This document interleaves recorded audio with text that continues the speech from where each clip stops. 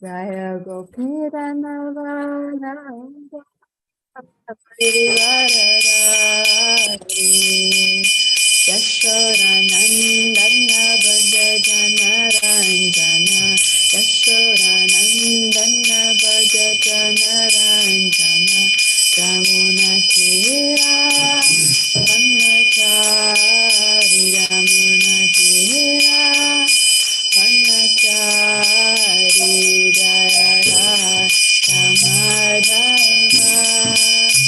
Kunjavihari Jaya Radha Madhava Kunjavihari Hare Krishna Krishna Krishna Hare Hare Hare Rama Rama Rama Hare Hare Hare Krishna Krishna Krishna Hare Hare Hare Rama Rama Hare Hare Hare Krishna Krishna Krishna Hare Hare Hare Rama Rama Rama Hare Hare Radha Radha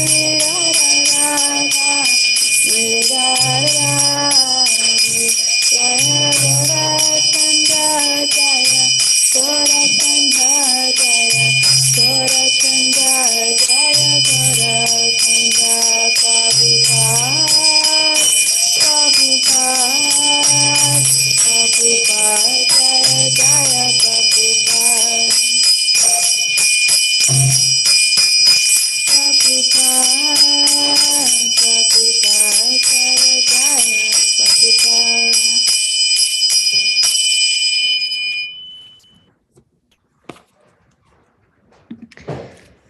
Please accept my humble obeisances to all the dear devotees. We are reading from Srimad Bhagavatam, Canto 10, Chapter 14, verses 52 and 53.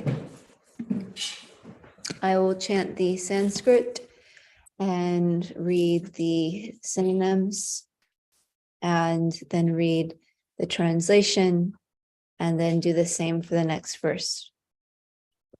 Dehatmavadhinam pumsam apirajanya sattama yatha deha priyatamas tata nahyanuye chatam.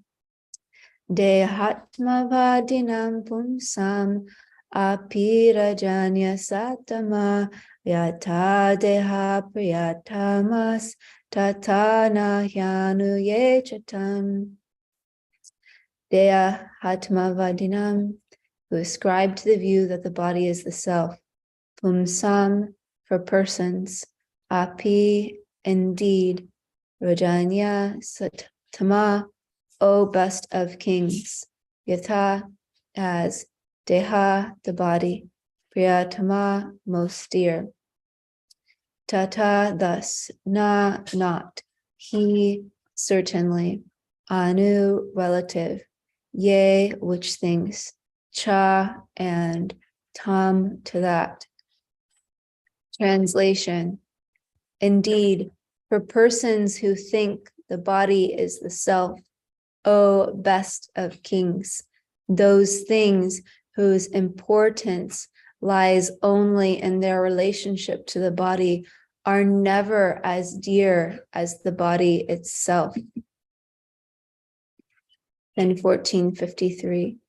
Dehopi mamata bhakchit tarhya saunatmavat priya yajiryatyapi dehesmin jivitasa baliyasi.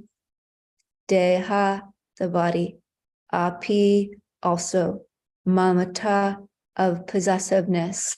Bhak, the focus. Chit, if. Tarhi, then.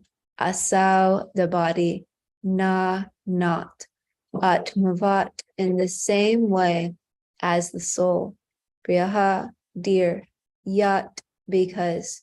Jiryati, when it is growing old.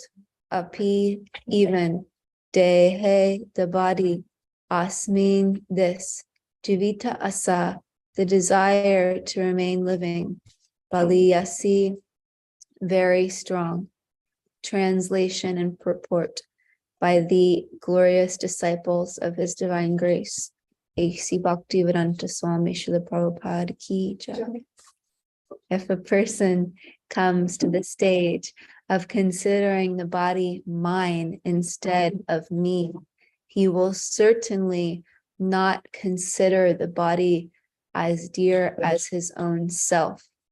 After all, even as the body is growing old and useless, one's desire to continue living remains strong. Purport. The word mamata bhak is very significant here. An ordinary foolish person thinks, I am this body.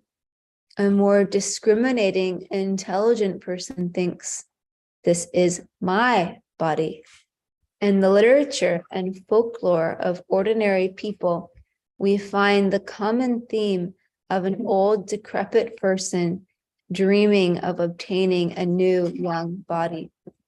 Thus, even ordinary persons pick up the notion of self-realization, instinctively understanding that it is possible for the soul to exist in many different bodies. As the body of an intelligent person becomes old and useless, he strongly desires to live, even when he knows that his body cannot live much longer. This indicates he is gradually becoming aware that his self is more important than his body. Thus, simply the desire for life can indirectly bring one to a preliminary understanding of self-realization. And in this case as well, one's basic attachment is to one's own self and not to that which supposedly belongs to oneself. It may be pointed out that the entire discussion between King Parikshit and Sukadev Goswami regarding the dearness of one's own self is ultimately meant for broaching the subject of why the cows and cowherd ladies of Vrindavan considered Krishna more dear than their own selves and certainly more dear than their own offspring. The discussion proceeds as follows. Now we will pray to Spiritual Master Srila Prabhupada, Krishna. Om Ajnanatirmirandasya Jananjana Chalakaya Chakshuran Militam Jena Tasmai Shri Guruve Namaha Shri Chaitanya Manobishtam Stapitam Yena Bhutale Swayam Upagadam Mayam Dadadi Svaparandikam Vandeham Shri Guru Shri Yudapakamalam Shri Gurun Vaishnavamscha Shri Rupam Sagrajatam Sahagana Raghunathan Vitam Tam Sajivam Sarvaitam Savadutam Parijana Sahitam Krishna Chaitanya Devam Shri Radha Krishna Paran Sahagana Lalita Shri Vishakam Vitamscha Hey Krishna Karuna Sindhu Dinabandhu Jagapate Gopesha Gopika Kanta Radha Kanta Namostute Tapta Kanchana Gorangi Radhe Vrindavaneshwari Purshabhanu Sudhe Devi Pranamami Hari Priye Panchakalpa Tarubhyascha Kripa Sindhubhya Evacha Patitanam Pavanebhyo Vaishnavebhyo Namo Namaha Nama Om Vishnu Padaya Krishna Prishtaya Bhutale Srimate Bhaktivedanta Swaminiti Namine Namaste Sarasvate Deve Gauravani Pacharine Nirvishesha Shanyavari Pashtatara Shatarine Jai Shri Krishna Chaitanya Prabhu Nityananda Shri Advaita Gadadara Shri Vasari Gaura Bhaktavinda Hare Krishna Krishna Krishna Hare Hare Hare Rama Rama Rama Hare Hare.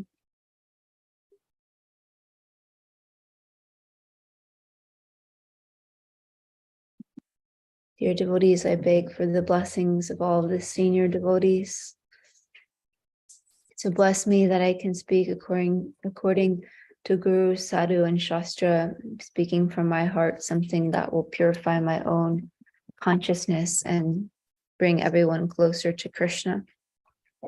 I have to share something very beautiful with everyone. I just got home last night from my Christmas vacation or whatever you want to call it, and being with my family. And I realized last night that I was giving the Bhagavatam class this morning, and I really didn't feel like staying up to prepare. And I felt just intuitively that, well, I'll just look at the verse right before class, because I feel like there must be something from my trip that will be something I can share. Like, I'm sure there will come something to speak. There will be some inspiration. Best thing to do would just be to wake up in the morning and chant good japa and pray to Krishna to inspire me to speak. And Krishna is God. Krishna is so amazing. And I specifically was thinking, I think that there'll be something from my visit with my father that will be related to the verses. And when I read the verses this morning, I was just actually blown away that the verses were just like exactly what I was meditating on when I visited my father. And I'll explain to you all why in just a minute.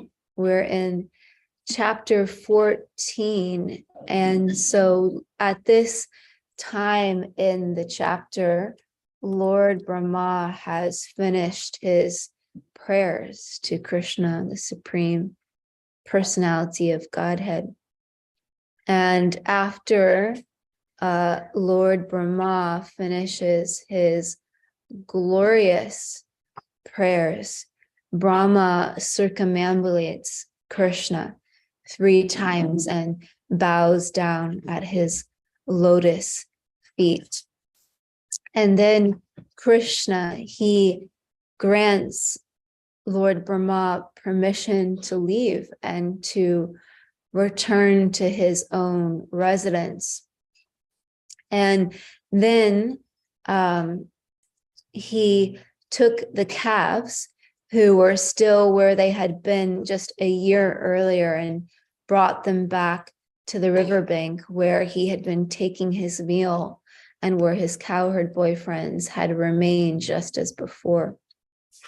And the boys, although it had actually been an entire year apart from Krishna, they had been covered by Krishna's illusory potency and thus considered that year merely a moment. They actually didn't realize it had been a year. And the cowherd boys said to Krishna, "Oh, you've returned so quickly. We haven't even eaten a morsel of our lunch in your absence. Please come here and take your meal without distraction." And then Krishna, smiling, because imagine what he must be thinking, like, this is so funny, right? He just finishes his lunch in the company of his friends, and then they return back to their homes in Vraj, and Krishna shows the cowherd boys the skin of the dead serpent Aghasura, And he called out to his calves by names, and his cowherd boyfriends were chanting his glories, and they entered the cow pasture of his father Nanda Maharaj, and everyone was so excited to see him, and all the cowherd boys were singing the glories of Krishna, that today, even though it had been a year earlier, Krishna saved us by killing a great serpent. And so King Parikshit, he's listening to Sukadeva Goswami narrate this story, and King Parikshit asks a question. How is it that the cowherd woman have developed so much love for Krishna, who is someone else's son, right? Love that they actually never even felt for their own children. Can you please explain? So now where we are is, this is Sukadeva Goswami responding to that question by Parikshit Maharaj. And he's explaining that for every created being, the dearmost thing is certainly his own self. And the dearness of everything else, children, wealth, and so on, is due only to the dearness of the self, because it's an extension of the self, right? People who are in the materialistic conception of life, their so-called love for their family, their children is like an extension of their love for their self, because it's in relation to their self. So for this reason, the embodied soul is actually self-centered. He's more attached to his own body and self than to his so-called possessions like children, wealth, and home. And then in today's verses, indeed, for a person who thinks the body is the self, O best of the kings, those things whose importance lies only in their relationship to the body are never as dear to the body as the body itself. So that's saying that these other objects or other people, that they're dear to the person because they are extensions of the self. But because the person thinks that the body is the self, their body is actually the most dear to them, right? They are thinking that my body is actually everything. And so actually, if there comes like a question of saving their own body versus saving the body of the extensions, one who is ultimately most attached to their own body will put their body first. But if a person comes to the stage of considering the body mine instead of me, he will certainly not consider the body as dear as his own self. So that's for a person who realizes, I am not the body, right? I am the soul, and the soul is myself. And this body, I am not the body. I have a body, but I am not the body, right? And then he will certainly not consider the body as dear as his own self. After all, as the body is growing old and useless, one's desire to continue living remains the same. So in the purport, they go into how, an ordinary person thinks, I am this body, right? And they're just so, absorbed in the body. But someone who has self-realization thinks, this is my body. And we see that even people who are conditioned, there's this common phenomena that happens, that as they get old and decrepit and the body is no longer working anymore, they still have a desire to live very much. Like, even though they can literally feel their body decaying, they remember their youth, they remember how they used to be, and they either feel like, such a strong desire to still live, or might even have fantasies of getting a new body and being able to fill out their material desires and be able to to live. And that phenomena is kind of like the first glimpse of like self-realization, that there's something beyond just the body that they're experiencing at that time.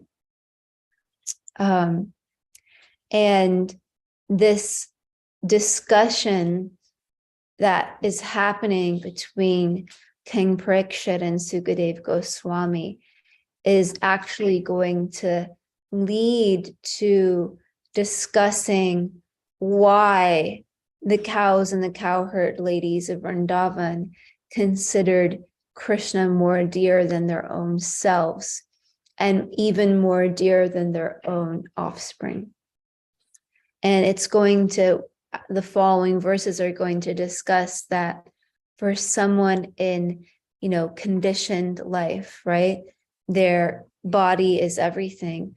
But for the residents of Vrindavan, like for devotees, when we realize we're not the body, we're the soul.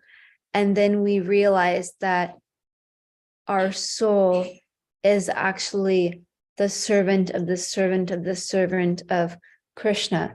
And that we actually realize that Krishna is our very life and soul. And we take it a step further, that actually Krishna is actually the most dear thing, that Krishna is actually more dear than our very selves or our very bodies. So for the residents of Vrindavan, Krishna is everything for them. And Krishna is their full meditation, their full, everything that they do is simply for Krishna. Krishna is more dear than their own lives. It's completely the opposite of materialistic life, that they actually don't even care about their body or their own self. They just care about Krishna and making Krishna happy.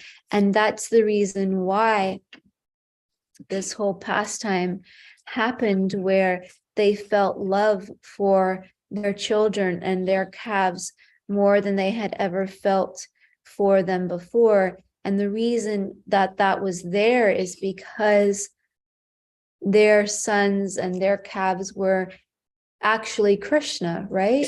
We've been discussing in this pastime that Krishna expanded himself as all of the cows and as all of the calves. And yeah, and that's what we should pray for every day. We should pray, please, Krishna, please, my spiritual master, please take me, detach my absorption in this body and things related to my body, and please absorb me in your holy name, who's non-different than Krishna, in your form as the Archavigraha, the deity. Please, please make your service my entire life and soul. There's so many stories of, if a temple is in trouble or people are coming to threaten the devotees, that, advanced devotees, they don't think of saving themselves first. They think of saving the deities first. That should be our aspiration and our prayer. And this is what makes, especially as people grow old, you see such a huge difference between devotees who are very old, like their body, right? And devotees who are very old. Do you know how old is Indrajumna Swami? 73. So he's still pretty young in a sense. But look at someone like, Indradyumna Swami. He's 73 years old, and he comes to Bhakti Center for Thursday night kirtan, and he's just like completely on fire, dancing and getting everyone to dance, and just making everyone feel like they're in the spiritual world. And there's so many other disciples of Prabhupada who, are in their mid 70s, late 70s, 80s, and you meet them and it's like they have the energy of like, their disciples who are like 20 years old have a difficult time keeping up with them, even because they're so absorbed in Krishna and they're running on this spiritual energy. And even if their body is failing them, they're still, and they're not able to move, they're still so lighted up with Krishna's love. They're so absorbed in Krishna's love because they're not identifying with their body. Think of Bhakti Tirtha Swami, who, his body was completely destroyed. And he was telling Radhanath Swami, it doesn't get any better than this, because his consciousness was in Vrindavan. And he was saying to Radhanath Swami, we're there. And Radhanath Swami was saying, we're where?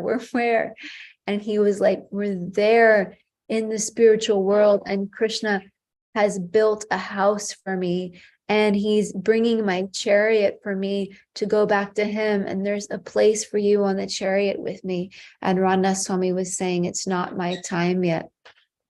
And I think of someone like Kadambakanda Swami, who right now has cancer, yet he's so absorbed in kirtan and Krishna, and still giving so much shelter to all of his disciples. It's a stark contrast. I went to visit my father over the Christmas break, and he has advanced Parkinson's disease, and he's actually now living in a Medicaid assisted living facility.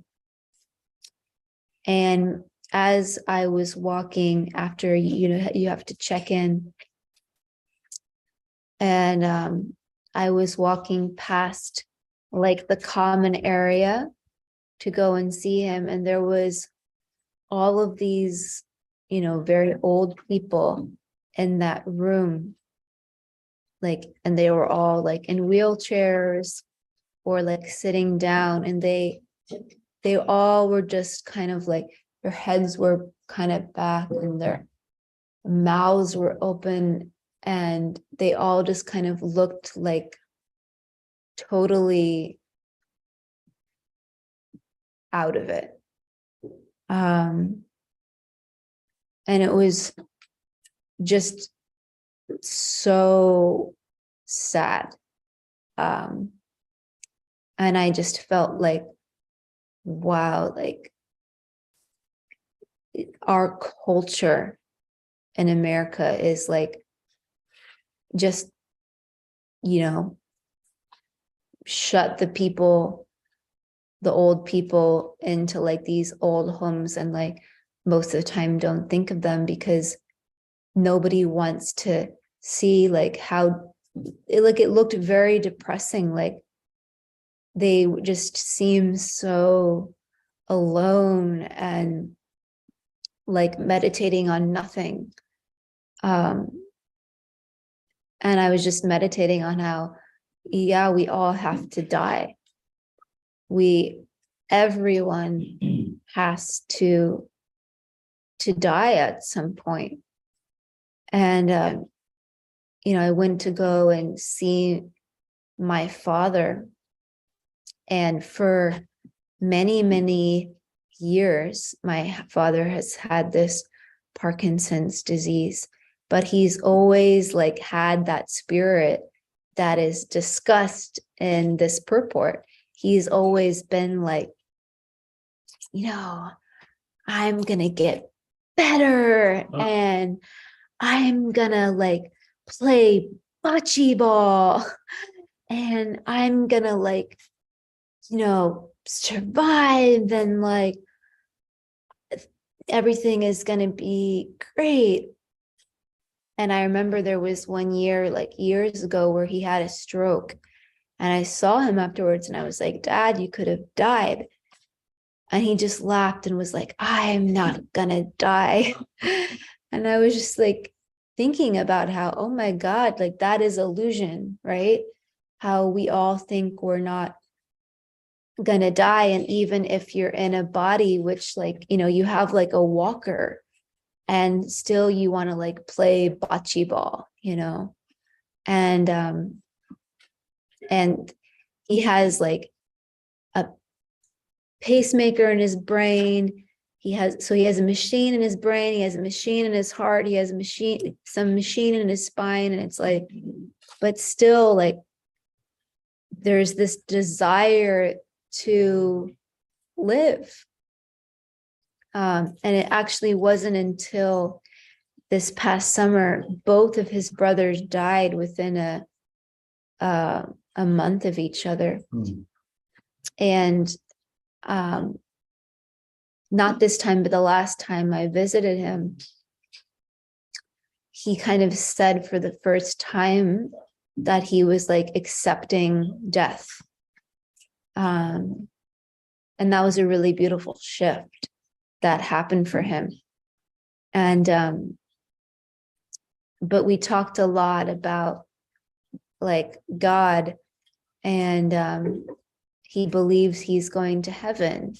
He has the Christian faith, and he feels that he has that faith that he's going to heaven. So he has that shelter actually of like knowing that there's life after death.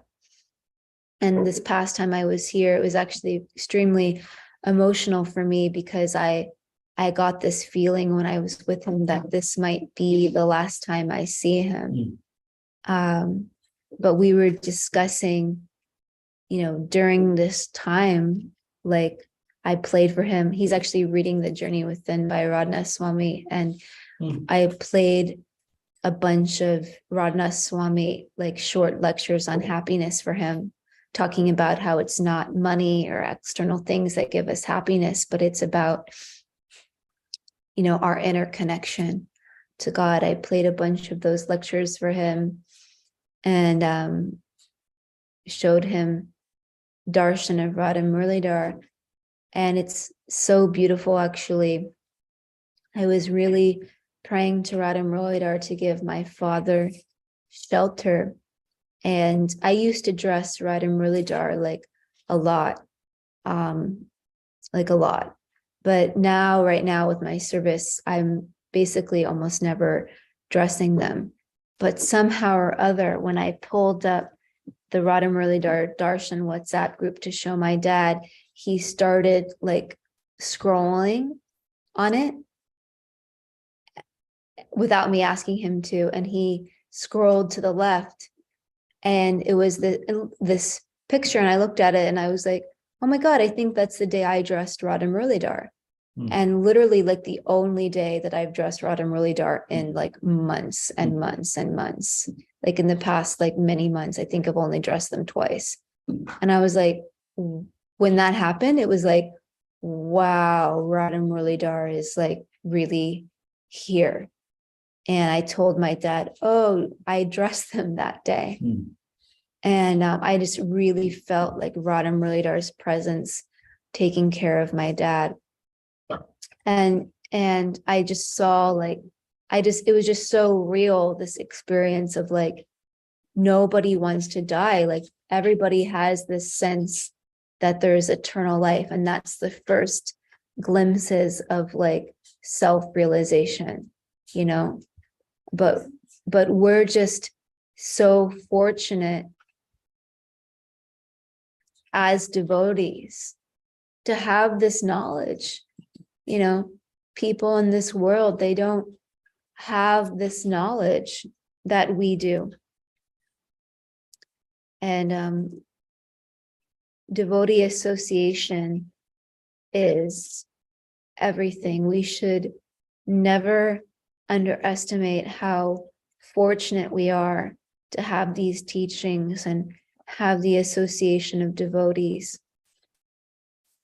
You know, when our bodies become old and decrepit, you know, we should pray that at that time we'll be with devotees, and devotees will help us see the way and help guide us to take shelter of Krishna, so we don't have to, you know, dream of getting another body. Because if we're dreaming of getting another body, we will get another body. So we can pray that devotees will be around us to remind us we're not this body, and put our entire focus on leaving our body to go serve Krishna. I think that's all I have for today. I'm so grateful to be back here in the Association of Devotees. And yeah, if anybody has any comments or questions or their own realizations, we can open it up for discussion.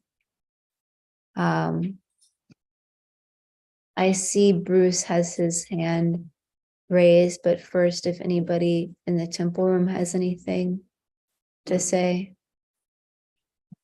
Yes, Adi Pushpa. Hare Krishna. Of course, Srila Prabhupada set the sterling example. But I can remember when I was a kid, we used to watch cowboy movies, you know, a lot of cowboy television shows and everything. And there's a lot of these instances where the guy's on the deathbed. Joe, can you put my boots on? I want to die with my boots on. You know, the idea, like the warrior, he wants to die on the battlefield with the arrows in his chest, not in his back, you know, that he wants to give to the last breath, like Prabhupada did. You know, so we're thinking like that, not just that I'm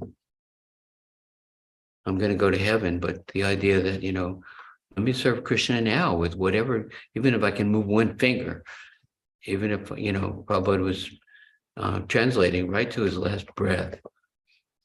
So we have that example and that aspiration. They say when you get over the hill, then you pick up speed.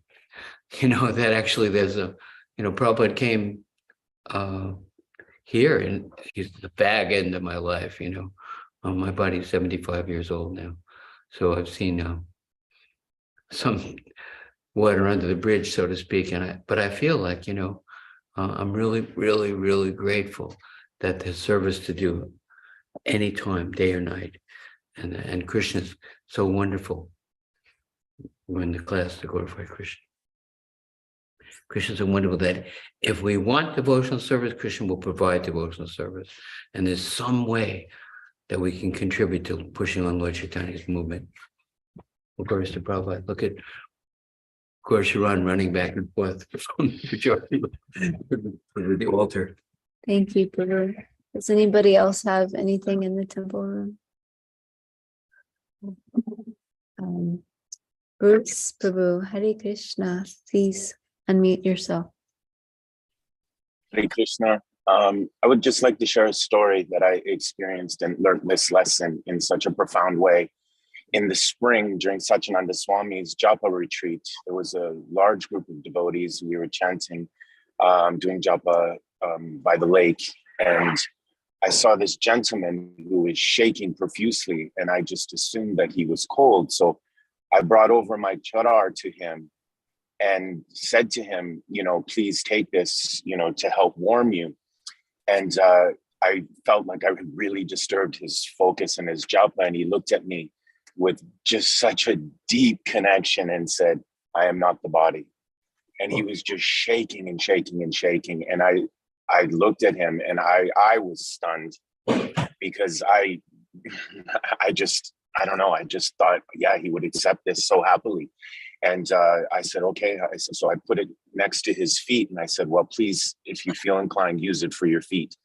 And he eventually, after quite some time, just put his feet on top of it and continued to shake and do his japa. And at the end, he was looking for me. I walked over to him and he gave me the biggest squeeze of a hug. He was much older and just shared his love with me. And it really resonated with me to understand this message that we are not the body at this level. When we're in this kind of discomfort, I just assumed that he would take the warmth, but no, he was fixated on his prayer. And I found that so beautiful. Just wanted to share that story. It was very, very, very moving for me. A big life lesson. That is so beautiful. Thank you so much for sharing that. Ananda Manjari, you have your hand raised. Yes. Haribol. Hare Krishna. 2 days ago, I actually spent most of the day in the emergency room with my friend. And I was a lot, just around so many people, noticing that essentially calamities are just all around us. And so we spend this class speaking about death and preparing for death, but I'm also realizing from recent days how we are just surrounded by suffering, and we in a way have to get ready to suffer and prepare our consciousness when calamities come, especially seeing that it's just all around us. We may just not notice it. And especially just being in a hospital for the entire day, it was so clear to me that it's just everywhere. Like we are just essentially need to be ready. Yeah, thank you so much for sharing that. Another thing that happened to me over the break. So for literally the past, I don't know, maybe 10 months or something, pretty much every class Radhanath Swami gives, he says that I was listening to a lecture of Prabhupada where he gave the definition of a devotee, that a devotee expects suffering at every moment. And I was at a devotee's home, Kunti and Madhavacharya in Washington, D.C. for the first 3 days of my trip. And we were discussing how he's been saying that and how it's actually hard to realize that and accept that. And then the next morning we were addressing the deities at their home, and Kunti puts on the lecture. And the first thing Radhanath Swami says is, I was listening to a lecture of Prabhupada where he says a devotee expects suffering at every moment. And then literally every single lecture that I put on of Radhanath Swami, even if I'm picking a totally random lecture, he's somehow talking about that. And you really do have that realization when you go out into the world. You had the experience of being at the emergency room. There's so much illness, there's so much suffering that happens consistently in the world. My father-in-law was telling me when I was at Christmas about how there's something like 100,000 deaths every year from people taking drugs that have been laced by fentanyl or something. And that these people, I was asking him, okay, so they're lacing these drugs with fentanyl, is it that you can take a certain amount of the fentanyl and it's just like a drug, or do the people know when they're manufacturing this that they're going to kill whoever takes it? And he was like, yeah, they know that they're going to kill whoever takes it because it's literally a poison. And if you have any of it, unless you have like a tolerance of it, you pretty much die immediately. So all of these people are thinking that they're taking drugs, but they literally like take it and like within seconds they're dead. And like this is happening. And I was so blown of like,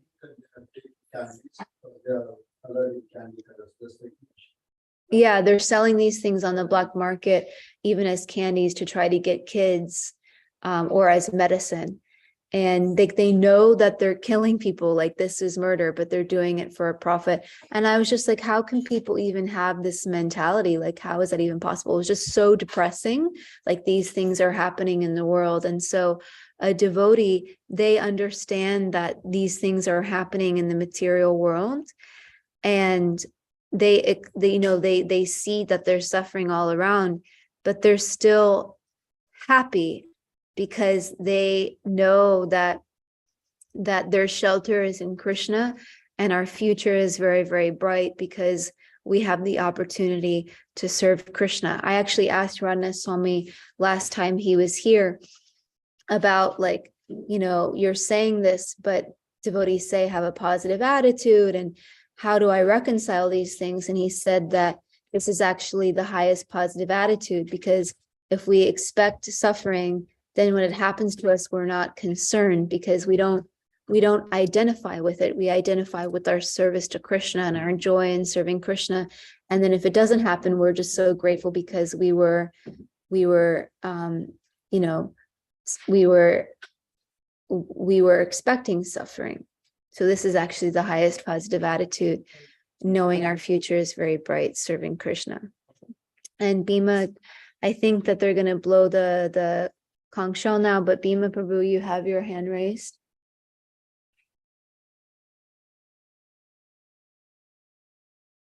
You can unmute yourself. Bhima Prabhu has his hand raised. He has Hello. his boots on. Very quickly, Champakalata, your class. Sorry, Prabhu, they're gonna blow the conch shell now. Sorry, Prabhu. Save it for afterglow, Bhima Prabhu.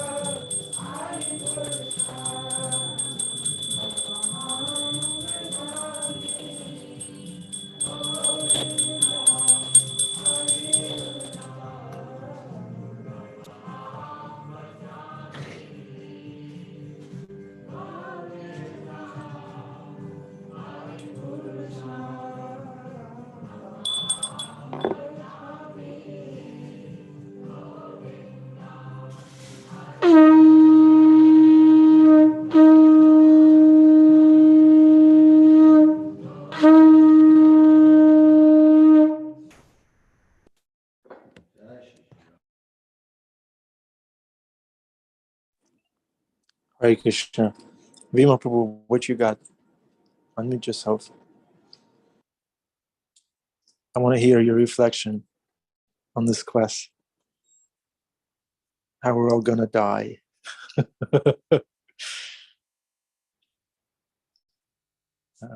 While Vima Prabhu is getting ready. Vima Prabhu, are you rehearsing or what? Yeah. No, I didn't. I heard you late there, so I didn't know who you were talking to. To you. Yeah, well, I should have known that, being that you were laughing.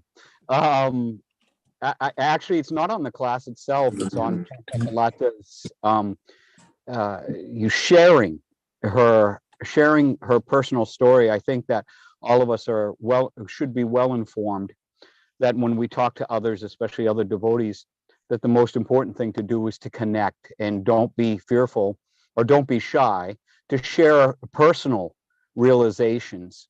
It's one thing if somebody is talking to you and says, well, in chapter blah blah blah something says, or Prabhupada did this, or Raghunath or Jiva Goswami did this.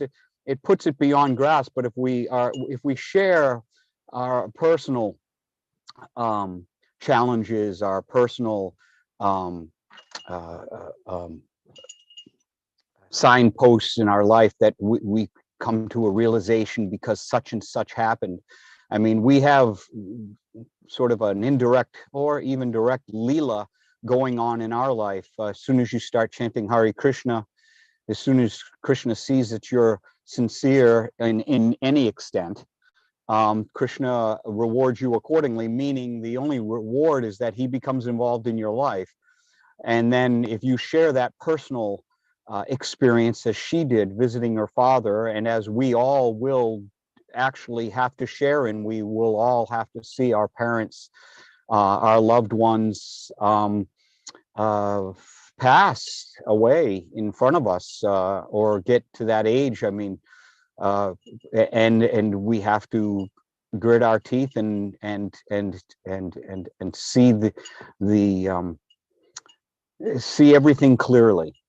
And when someone shares a personal story like Champakalata did, it really connects. So just always be bold enough to share one's personal story with other devotees. One of the exchanges of devotees is to confide confidentially, right? Confidentially, Yeah. to confide in, yes. Or on So Zoom. We should demand Shastra. Yes. I mean, even on Zoom, it's great because you don't have to show your face. or even better, in the chat. Everybody knows it's you, but it doesn't mean that you have to go down to New York City and then everybody gets a good look at you. But I just thought it was I love classes like that when people say, well, I went through this and this is what I realized out of it, because all of us can instantly relate. I can't relate to the Goswamis. I can't relate to I can relate to Hiranyakashipu, but I can't relate to Prahlad. So not to say that these are not obviously the most important thing, but we come to understand that we will have our Prahlad moments, and we will have our Hiranyakashipu moments, and et cetera, and it's a wonderful thing to share it with the devotees. So Hare Krishna. Thank you, Bhima Prabhu. Adipurusha Prabhu. Yeah, we had an interesting experience. I was with Kevala Bhakti. Maybe some of you remember Kevala. We were in Kaohsiung, and he fell off his bicycle, and he had this bone cancer in his back, in his spine. And so when he fell off the bicycle, his spine snapped. So we went far away. Some people paid for us to rented a van, and we drove him all the way to this mountain hospital, this Buddhist hospital. And they performed an operation on him, cut open his back, cut open his stomach. He looked like a football at the back side and like a baseball on the front. And they put all this metal in there. The operation was like about 8 hours long. And he was really, really in bad shape after the operation. And they were giving him Demerol, and he was moted out, depressed, and I had to stay in the hospital with him. You have to, if you bring anybody to a hospital in Asia, you have to stay there with them. So I was going out a few hours of Sankirtan every day, but I was with him a lot. And he was losing altitude and depressed. And he just told me, that's it. I'm going to die. I'm leaving, And I was really praying to Krishna, what should I say? He wants to leave his body. He's giving up. And Krishna said, put him to work. So he had this huge hospital bed and this like 7-story gigantic Buddhist hospital in Hualien. And so I started wheeling his hospital bed around to all the different wards. And we were going, the two of us going down the hallway with this bed, going on the elevators with this bed, going to the 7th floor, the 6th floor, the 5th floor, the 4th floor, to all the wards. And we had these really beautiful little pictures of Buddha, with the appearance of Krishna. And so he was going to everybody at every ward, at every bed, and giving them and telling them, chant the holy name and remember that we're not the body and that we can serve the Lord. And he just came back to life because he was reaching out to people and trying to give them Krishna consciousness instead of being absorbed in his own suffering, and it was just wonderful to see that. I didn't know what to do, but as soon as he started reaching out to people and trying to encourage them and reminding them of Krishna, he came right back, he came on and did another 5 or 7 years of service before he left his body.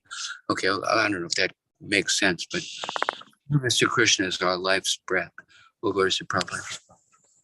Thank you, Adipusha Prabhu. Yeah, we don't want to get lost in our mind. That's true.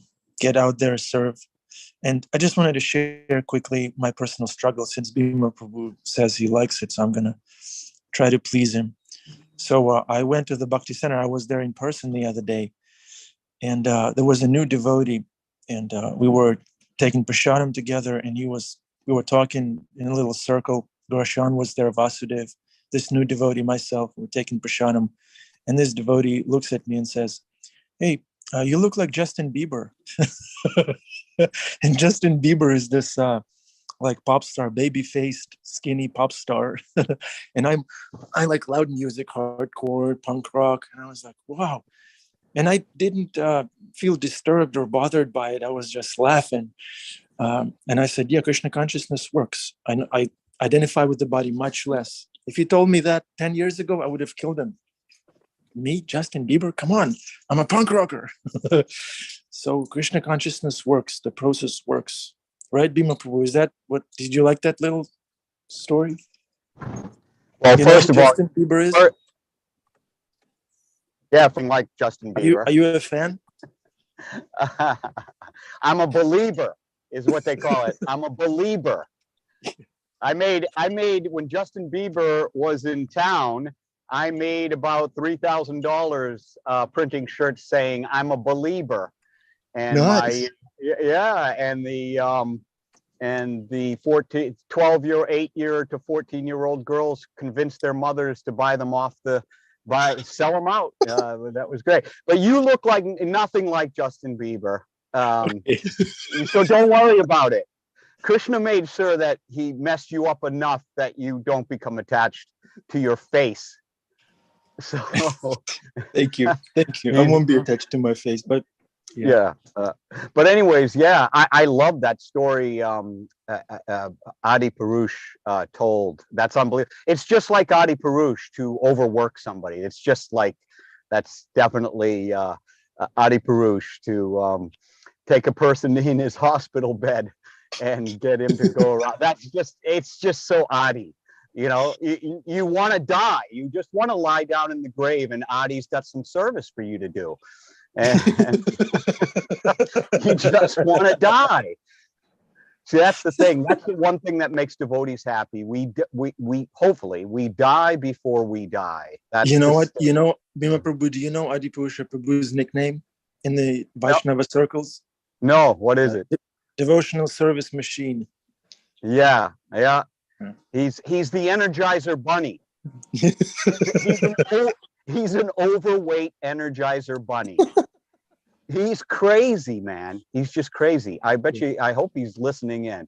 But he calls every day and we talk, and I'm constantly inspired by his vigilance and unstoppability. He's unflappable no matter what happens, whether there's a flood, whether people kick him out of the Bhakti Center, whether they throw his guitar in the basement, he just keeps coming. He's like a guy I fought in college. He just, no matter how, he just kept coming at me. I just like, who are you? Anyways, I'll let anybody else talk. I just want to lay down and die myself and get back, Krishna. Yeah. There's no falling, there's no rising, so it's all good. All glories to Srila Prabhupada, all glories to his disciples, all glories to the Vaishnavas, all glories to Justin Bieber. He can be engaged in devotional service. There's no discrimination against anybody. So this is it, dear devotees. Thank you very much for actively participating in this class, and see you again tomorrow. Hare Krishna.